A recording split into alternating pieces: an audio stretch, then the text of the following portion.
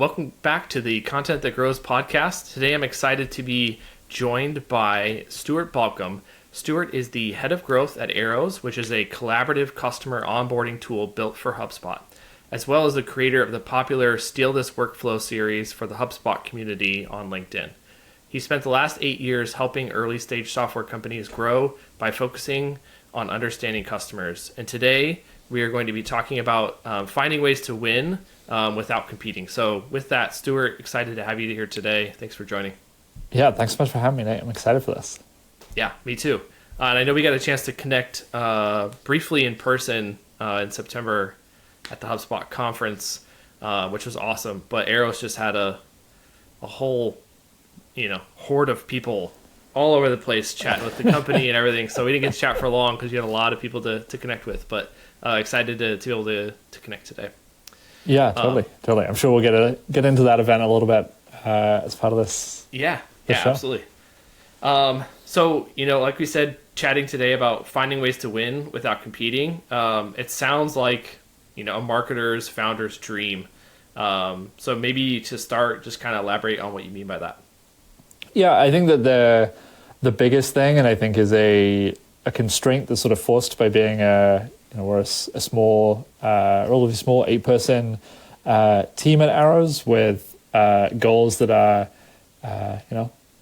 bigger than 8 people, and certainly want to have an impact that is the biggest that we can have with the team size that we have. And I think that it's so easy to fall into the trap of following all the best practices and sort of following the playbook and the thing that has sort of gone before, because it's known, it's seemingly known at least, and it's sort of all laid out. But ultimately, you end up in a game of averages, and you're sort of playing the same game that everybody else is playing and competing on the same terms as everybody else, and that often as a small team, especially. But I don't think that this approach is necessarily has to be only apply to small teams, but you don't have some of the resources, you don't have some of the advantages that other companies have in terms of brand name or ad spend or any of these things. And if you play the game that everybody else is playing, like, you're just not going to be as effective because of those things. So finding ways to rewrite the rules a little bit, play outside of the traditional game, and ultimately do the things, the sort of lens I look at a lot of this through is, how do you do the things that other people just won't do, that ultimately result in you having very little or no competition, even if only for a short time, that help you win without having some of the advantages that others have. Yeah, absolutely.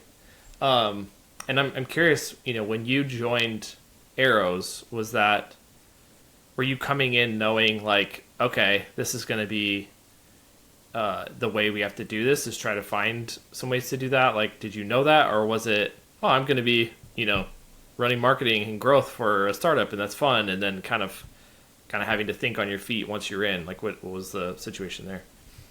Yeah, so I joined Arrows almost 2 years ago, 2 years on Wednesday, as the first marketer, knowing that I was going to be the first marketer, and knowing that it was an early stage startup, which for me is an environment that I've been in a lot, and like that environment because, for some of the reasons that we'll get into around being able to do things that are not that sort of traditional follow the path, assume that what's worked before is going to be the thing that keeps working. Yeah.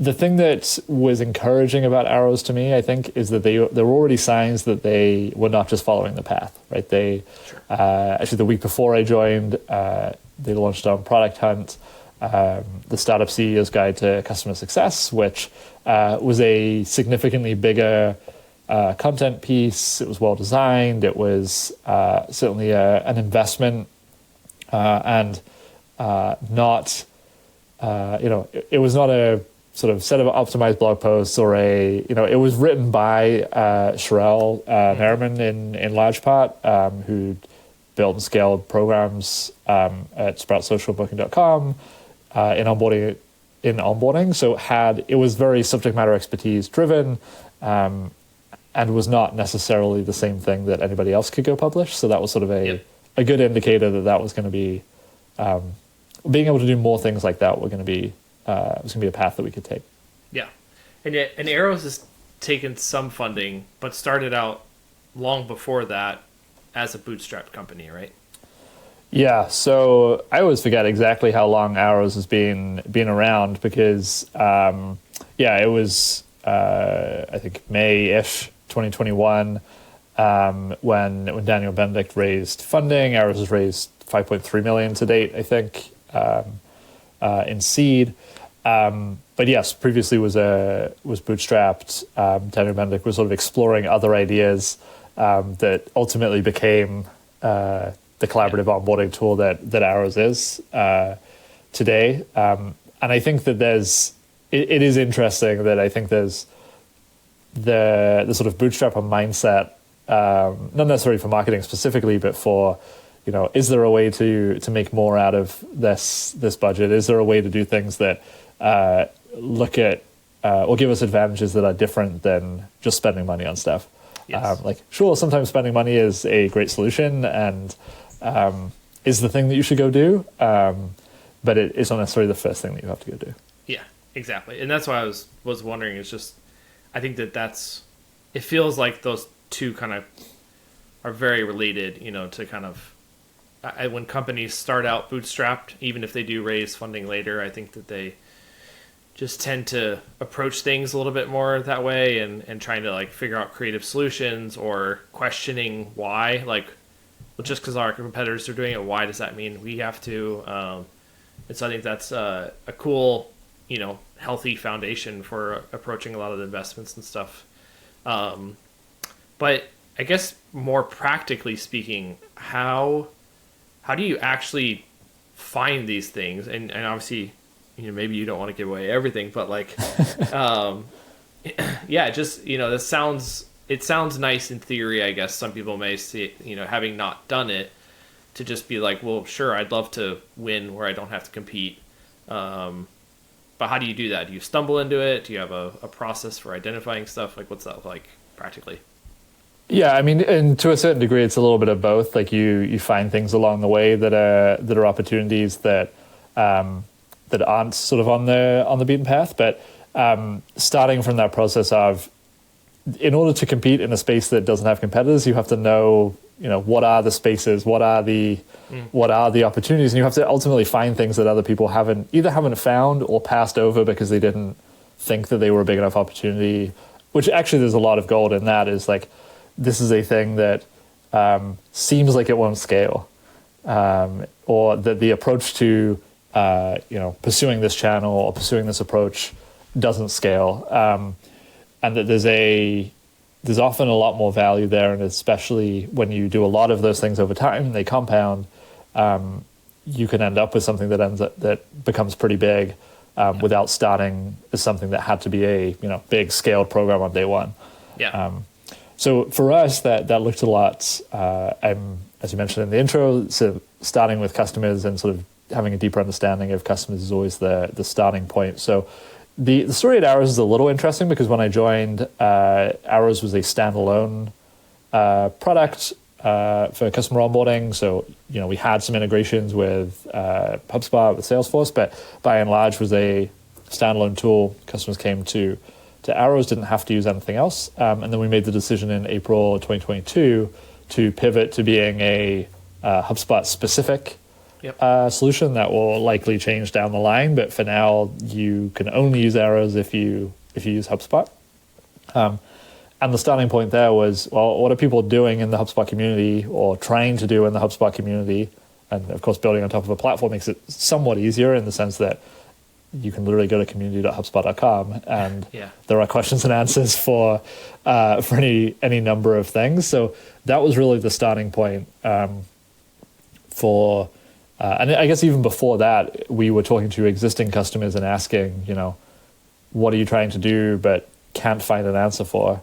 What are the things that don't show up when you go and do a keyword search? Or what are the things that don't show up when you, scroll through the listicles from competitors, because often even if they're not showing up in the tools, there are enough people asking or have would like to know the answer to that question that you can go answer. And that was really the approach, was identify the questions that nobody's asked, that people are asking and people aren't answering, and then provide the 10x better resource than anything that's available. So we went, and it started with sort of customer interviews where we would find people would ask, like, I've really been trying to figure out how to use HubSpot for customer success.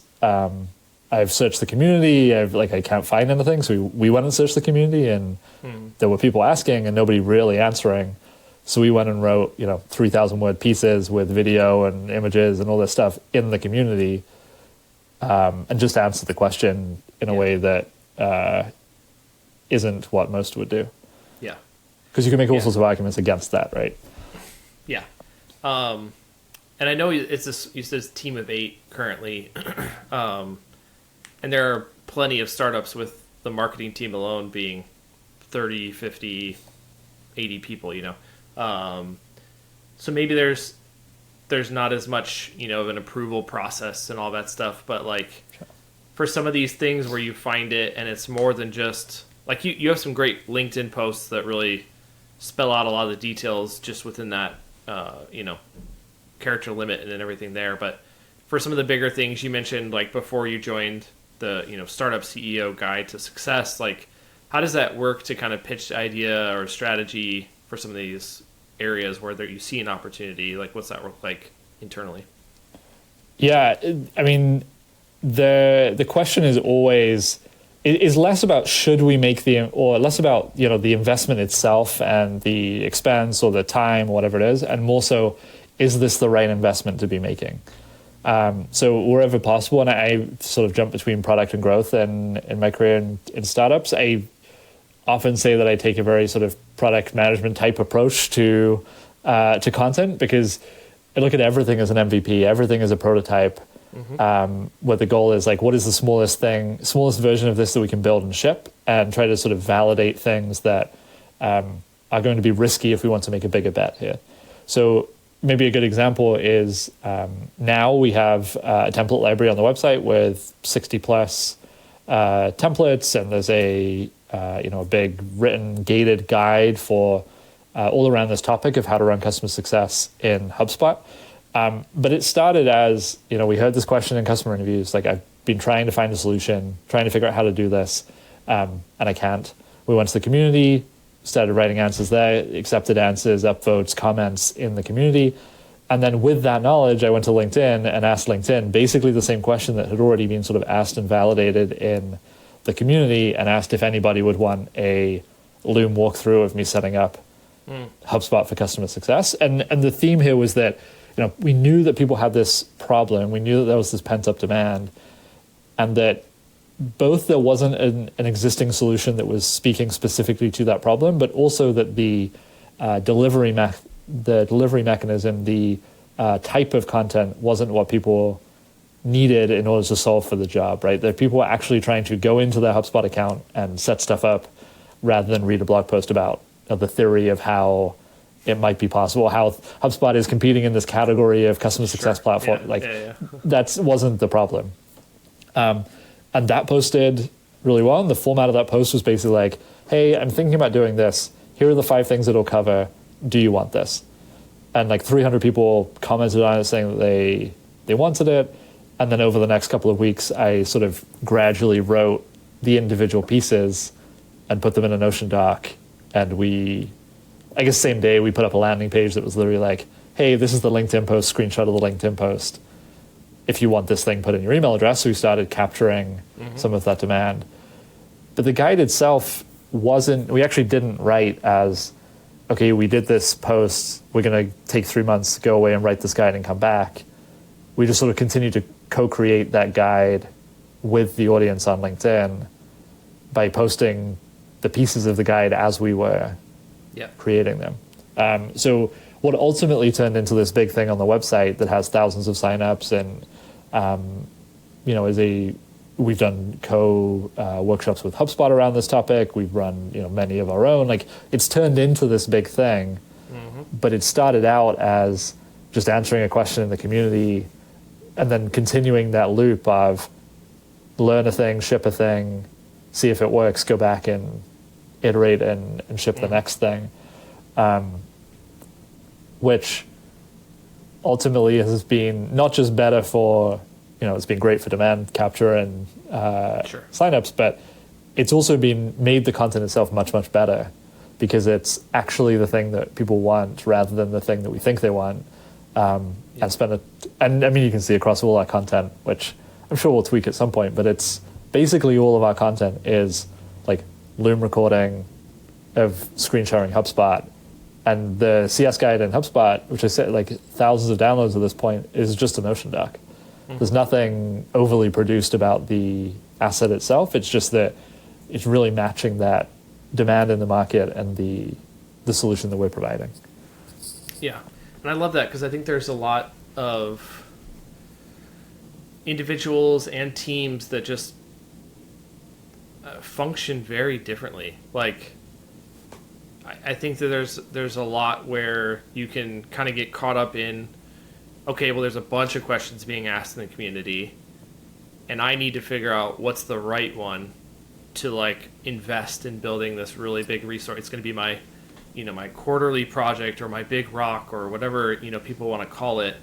And the way you're discussing it is like, you just sort of start with like LinkedIn post, confirm the demand, then, over time kind of build it piece by piece versus like you said, holding up for months at a time and just, coming out and being like, okay, we took this big bet on this big piece. So I really like that approach that you've got some assurances, some reinforcement, and then just sort of building it, MVP style, like you said, kind of over time. Feels like a really smart way to do what we're talking about, which is like get into some of these areas that are maybe less proven. You can't look at, Hrefs and see, oh, okay, yeah, our competitors are getting, 10,000 visits a month from this topic. You have a little bit less validation on that side. So this seems like a really smart way to do it. Yeah, I think one thing that's really interesting that maybe is a little specific to the situation at Arrows because of the sort of HubSpot focus, but one of the things when we made the pivot to be a HubSpot-focused tool that became really important was we can actually no longer sell to the vast majority, or at least a good segment of the total market of people who could go buy an onboarding tool, right? So we really looked at content as a filter for, and obviously we have the added challenge if it's not just anybody using HubSpot, it's people using HubSpot for things that you actually can't identify from their website pixel. Like they may be the same people, but they may also not be, because they're using Arrows for post-sale stuff.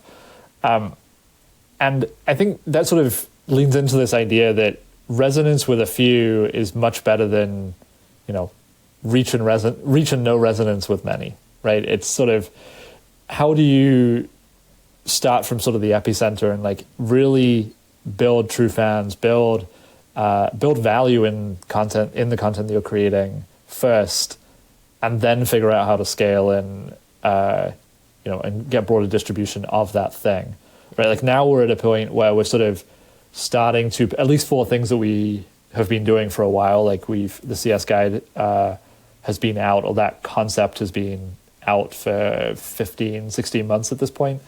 We're starting to look at it, other distribution channels, like what are the places that we can go and we know the content works. Where are the places where we can identify more of this persona, more people with this job, and just make them aware of this thing that we already know is validated. And I think the thing that's especially interesting, which was on a call this morning talking about this, what it ultimately comes down to, or sort of when you're in a good spot, is when you can have the same conversation that the reader or that the audience is having with them, rather than sort of joining that from afar and saying, hey, look at my shiny stuff over here, but you're actually part of that same conversation. It's just a very different dynamic from a content perspective. Yeah, absolutely. And I know you've mentioned a few already, but what are maybe some other examples of like work that you've done at Arrows or just other SaaS companies where there's like finding that space, little competition, and just building that out? So you've mentioned a few things already, but I want to kind of give you a chance. Any other examples you want to to call out, I think would be great. Yeah, I mean, the ones at Arrows that have really, really stood out, the CS and HubSpot guide and sort of everything around that has definitely been a big one. And so some of it is timing, right? Like there is also this move in the market as a whole that, people are trying to consolidate tooling, more people are trying to do more in the tools they already have. So HubSpot is a tool that you might be using in marketing and sales, and CS is a function that you might want to bring in there. So that's certainly the biggest one. But funnily enough, a couple of weeks before I joined Arrows, I did essentially the same thing as we did with the CS guide on LinkedIn, but on Twitter with a customer discovery playbook, which was, hey, and I'd been running a customer discovery productized service for a couple of years, and I essentially said the same thing, which was, hey, I'm thinking of recording a Loom, walking through my entire process for customer discovery. Here are the things I'm thinking of covering. Would you be interested? And it blew out. It had hundreds of thousands of impressions on Twitter, and several hundred. Is essentially the exact same playbook, which was like spin up a really simple landing page. Hey, here's the social proof from the original thing. And I think that the thing that is sort of two things that stand out is one, I think, is finding the things where you can get as specific as possible and as obvious as possible in the problem that you're going to solve with the content. Like not trying to solve for everybody, but saying, actually, this is for this very specific use case. If you're trying to do this, this is for you. So I think that's one thing. And I think the other is actually doing the work and making the content solve for the job that the person has. Like somebody's goal when they're interacting with content is not read your content. It's solve this problem that I'm trying to solve in my life, job, whatever, right? So making sure that the content actually delivers on that promise, I think is important and gives you all sorts of downstream benefits of, social proof from content and being able to go and repurpose and repackage the content in different other ways. Yeah. And I know, when I did your intro, mentioned the Steal This workflow, and that seems to be almost like a column or like a series or something that's like just this recurring theme in LinkedIn content and you mentioned in the community and kind of all that stuff that to me is a really good example. You mentioned earlier around one of the like doing things that people aren't willing to do, because some of them that I've seen, it looks like you spent a decent amount of time building that workflow in HubSpot, and reasonably could believe that you just end up deleting it after, or archiving it or whatever. Like it's not something you're building because you need it personally. It's just going the extra mile instead of just telling someone, oh, do this. Like you're actually building that workflow, then doing the video and explaining and walking through it. And I know there's one or two I've seen that have been like, oh, sweet, I can just pause it, look what this is, like literally steal the workflow. Like it's perfect. So I think that to me is a really good example of one that you guys have been able to just keep building on and does exactly what you're saying. Like I don't need to read about all the ins and outs or how this compares to something else. Like I have this thing I want to do, show me how to do it or tell me how to do it, and I do that. So that to me is a really, really solid one too. Yeah, I think I appreciate the call out there. I think that the thing that happens when you take this kind of approach is actually the content ideation part gets much, much easier because you end up just answering questions that people are asking. Yep. Right. So a lot of the Steal This stuff came out of, and because of the sort of, maturity or lack of maturity of the customer success use case in HubSpot, a lot of it was, okay, somebody asked me this question because I have posted about this topic. I'm going to go figure out how to do it. And in doing that, I'm going to understand what are the constraints, what are the limitations, what do you actually need to do if you're going to do this yourself, and then just post the result. And I think that's the Steal This series kind of came out of nowhere because I wasn't like, and sort of all the way back to the, how do you get buy-in for these big things? Like you could look at Steal This as like, oh, that's a multi-month, giant series. The goal was never Steal This would be a series. It was, I need a hook for this LinkedIn post. Yeah. and what was sort of a throwaway line is now being, series on LinkedIn, it's on the site, it's in the newsletter, it's been an event, it's been all sorts of stuff. Yeah. The way you've been able to kind of, because the event at HubSpot was called Steal This Beer. And so, it's really cool the way you've kind of been able to have some permutations and build off of that as almost like a mini brand within it, which is cool. Real quick, because I want to keep moving through and kind of wrap up this section in a second, and then we'll get to like the final 4 questions. But first, just like one last big area on this topic, for me, and I think what a lot of others might be wondering is just like, how do you know it's working? Like, what do you notice, when it starts working? So you gave a good example of post on LinkedIn, 300 people commented or whatever. Like, that's maybe not going to happen for everybody. So like maybe someone gets 20 people that respond, or something, but how do you know when it's working? Like, how is that working? And also, do you see competitors then trying to kind of like copy what you're doing too? Yeah, I think the thing that is particularly important when you're testing these ideas is you have to be proactive about asking for feedback and paying attention to the qualitative signals that you're not going to see in your data. Yep. Right? So asking people to comment on a post is great, both because you want to see the volume of comments, like, is there demand here? But that's, of course, going to be relative to, your existing audience size, how much you get shared, the impressions of the content. But it is a great reason why, social is a great testing ground, because it's a two-way channel, which is helpful. But what you really want to pay attention to is, what are people saying in the comments, right? Are they asking for things? And I would always reply to people, especially in that first post, I would always reply to any comments asking if there were specific things that people wanted to see covered, right? It's the same thing. If you put anything on a website, email gate it, make sure you ask in that first email, like, what are you actually trying to do with this thing? Reply and let me know. Or some, permutation of that, right? You want to build that feedback loop as quickly as possible. Because both you have that proof then that is like, these people are engaging, these people are saying these things. Even if this isn't the right piece of content, maybe there's something adjacent that we should actually go do instead. And if you're if you need buy-in from, in order to keep going, in order to go do more things like this, pay attention to who those people are too. It's very different if you sell to a highly inaccessible audience or a busy executive audience, but those are the people who are engaging with your content. That's a very good signal, even at low volume, that you have something that's resonating, right? So I think that's the next thing. And then the thing that ultimately sort of how we measure the quote unquote value or like the ultimate impact of this content is how frequently do people reference it once they get in the sales cycle?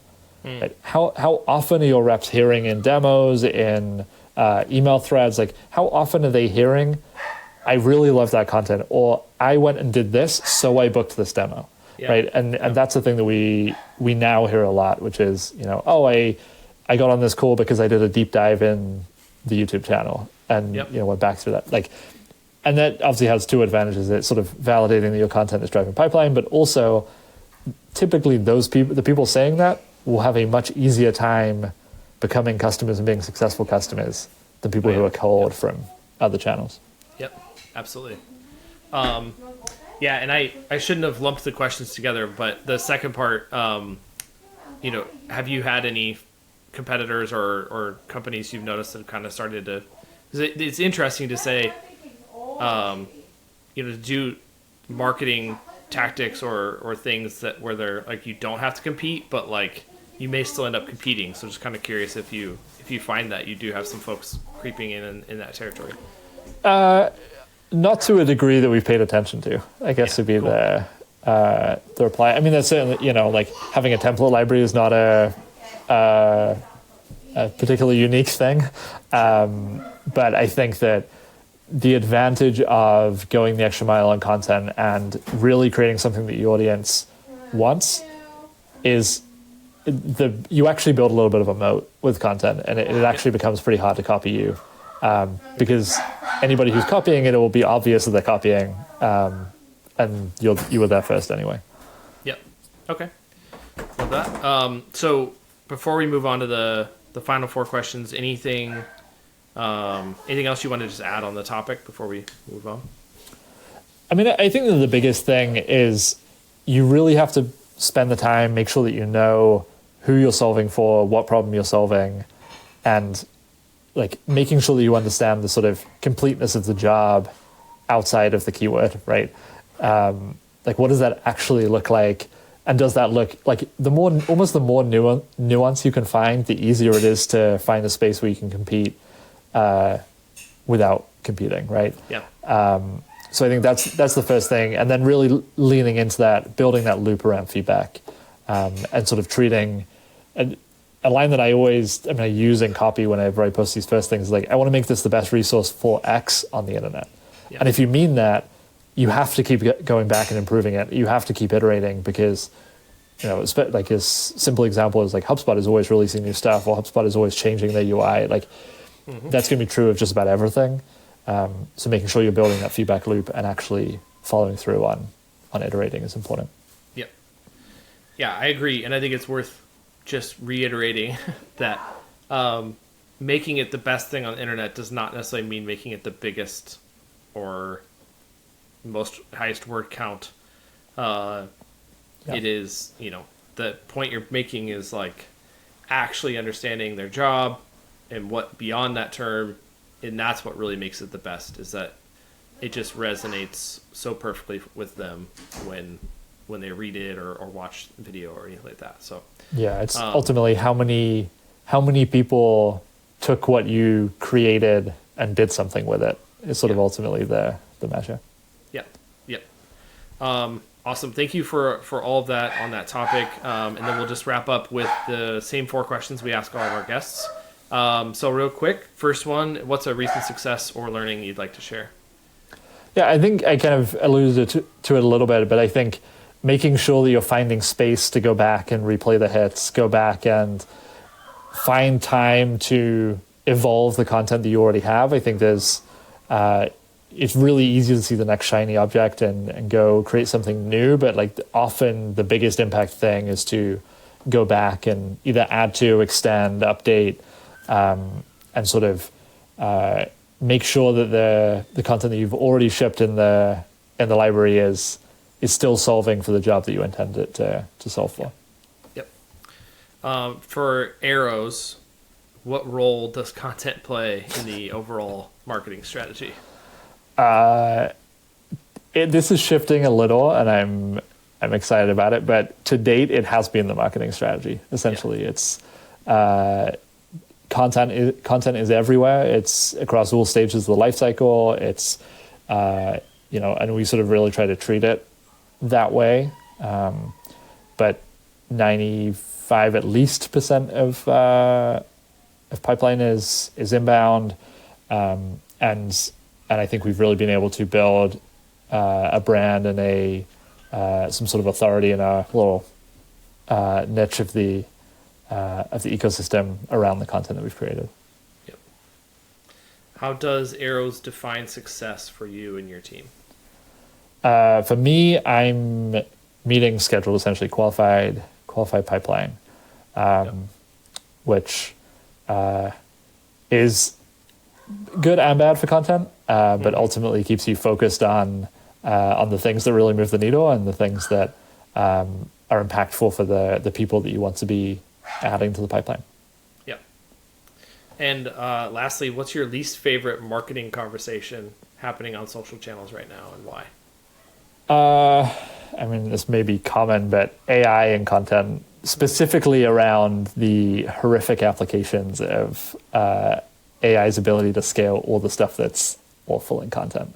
Yeah. I use AI in content. I think there are folks doing really interesting things with AI in the content space, but I think a lot of the conversation seems to be dominated by, how do we publish 300 blog posts in a week with 5 minutes of work? Mm-hmm. And it's kind of horrible for everybody. Yes, I very much agree. Yep. Awesome. Well, that's the final four, and that wraps everything up. So with that, go ahead and conclude. If you want to check out any of the existing episodes, be sure to visit 10speed.io/podcast. And then for Arrows, that's arrows.to is the website. And you can find Stuart, I guess I'll let you tell, where we can find you. LinkedIn is definitely the best place. Come say hi. Try to post pretty consistently valuable stuff. So let me know if it isn't. Let me know if it is. But yeah, always happy to have conversations about this stuff. Yeah, awesome. All right, well that wraps it up for us. So thanks, Stuart, so much for joining today. This was awesome. Yeah, thanks so much, Nick. Thanks for having me.